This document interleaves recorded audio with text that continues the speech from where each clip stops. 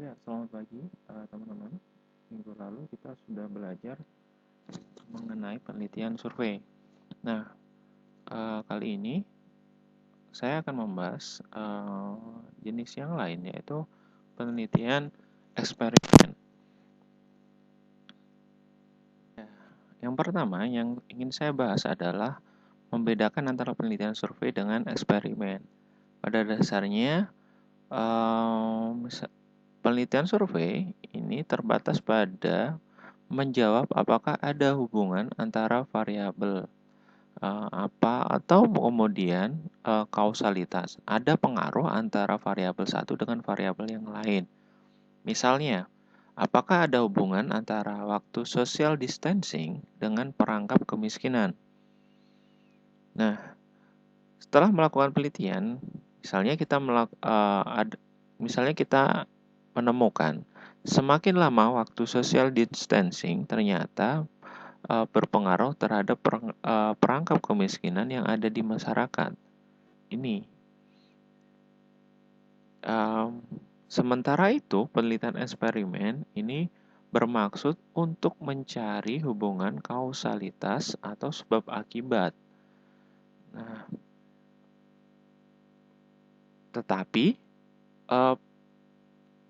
peneliti mampu mengontrol atau mengubah skalanya, besar kecilnya, variabel penyebabnya.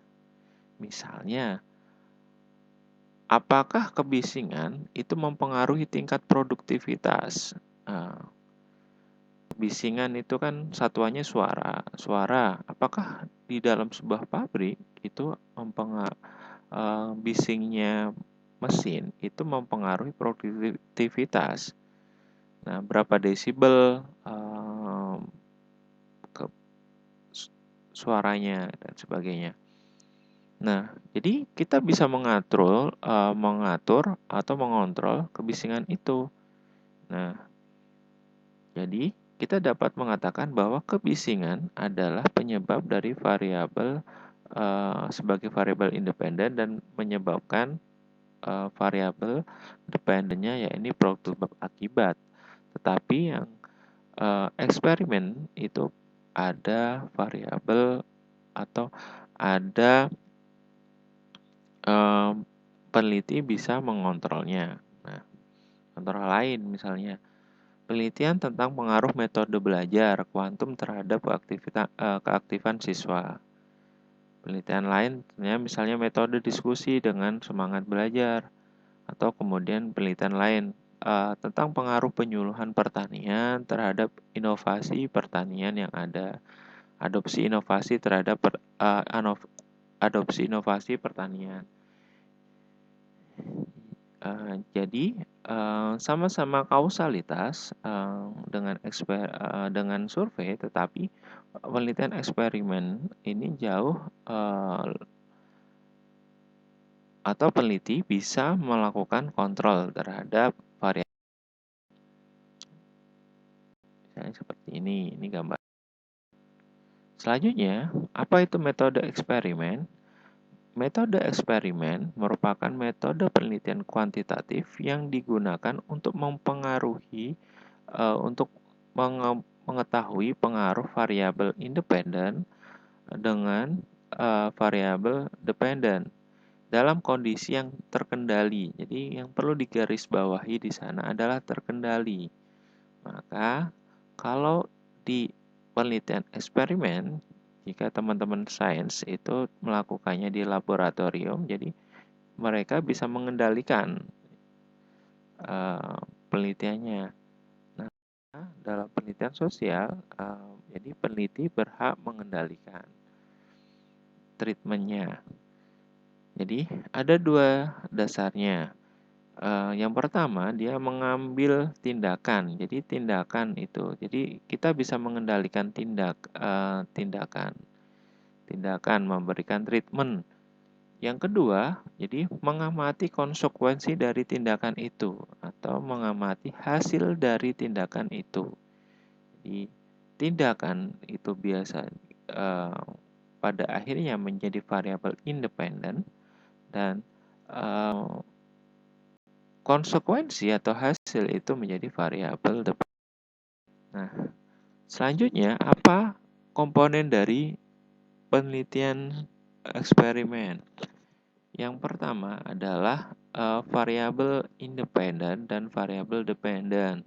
Kalau kita lihat bukunya Irberby, variabel independen adalah merupakan stimulus dan dependen ini adalah respon. Nah, selanjutnya ada yang namanya pre-test dan post-test. Ada sebelum dilakukan treatment dan setelah dilakukan treatment sama-sama dites.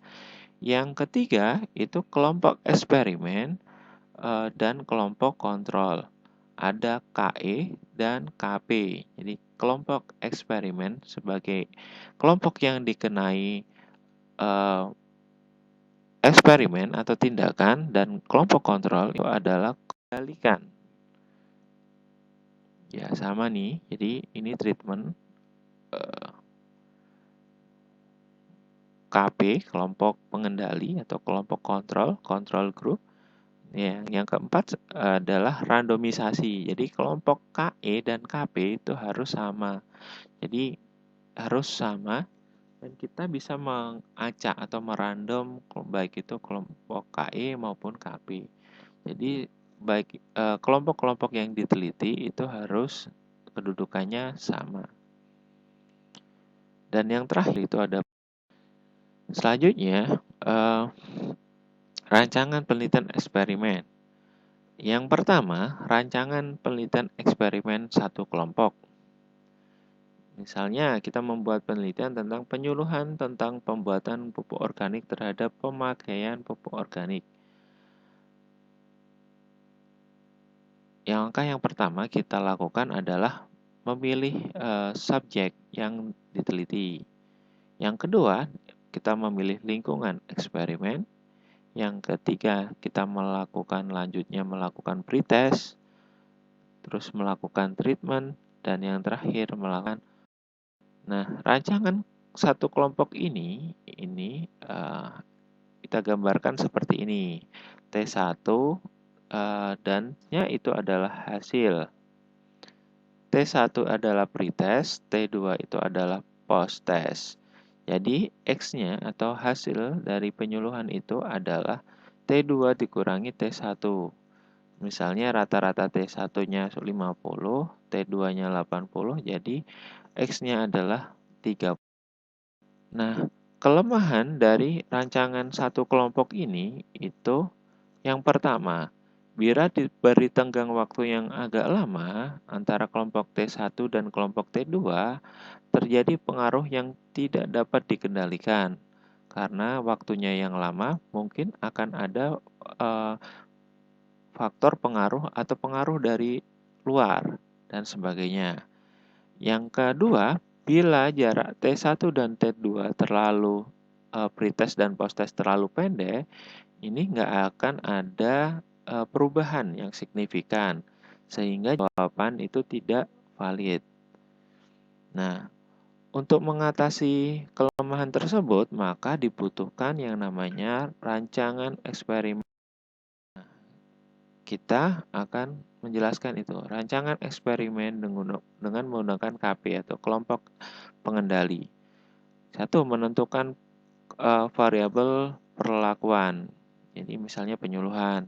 Menetapkan lingkungan eksperimen. Jadi di mana tempat eksperimen, menetapkan KE, kelompok eksperimen dan kelompok pengendali, menyusun tes, selanjutnya melakukan pretest atau T1, melakukan perlakuan, treatment, dan kemudian melakukan tes. Kalau kita gambarkan seperti ini. Jadi T1 treatment dan T2. Sementara itu di kelompok pengendali itu T2 T2. Nah,